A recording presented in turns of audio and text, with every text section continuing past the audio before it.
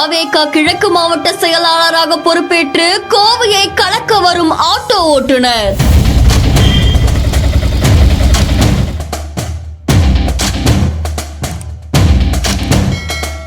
நான் கடந்த 25 வருஷமா தளபதியோட ரசிகனா இருக்கிறேன். அவர்கிட்ட பல்வேறு பொறுப்புகளை வாங்கி செயல்பட்டு இருந்தேன். முதல்ல பாத்தீங்கன்னா மாநகர தலைவராக இருந்தேன் ஒரு 15 வருஷமா. அதன் பிறகு மாணவரணி தலைவராக இருந்தேன் ஒரு 3 வருஷமா. அதுக்கப்புறம் பாத்தீங்கன்னா இளைஞரணி தலைவராக இருந்தேன்.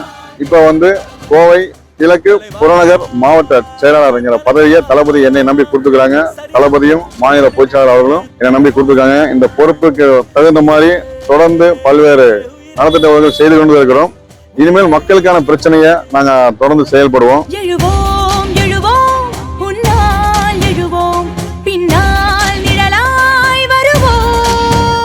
ஆட்டோ ஓட்டுநருக்கு பிரம்மாண்ட வரவேற்பு கொடுத்த தாவேகா கட்சியினர். தளபதி விஜயின் நேரடி பார்வையில் தேர்வு செய்யப்பட்ட புதிய நிர்வாகிகள்.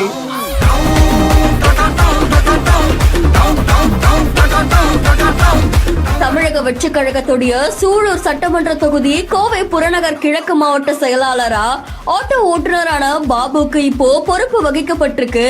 இதை தொடர்ந்து அங்க இருக்கக்கூடிய மகளிர் உட்பட பல்வேறு நிர்வாகிகள் இதை உற்சாகமா வரவேற்றிருக்காங்க. தாவேகா கட்சி தொடங்கி முதல் ஆண்டு நிறைவு செய்யப்பட்ட நிலையில அதை கொண்டாடுற விதமா பல மூத்த தலைவர்களுடைய சிலைக்கு மாலை அணிவிச்சு மரியாதை செஞ்சிருக்காங்க.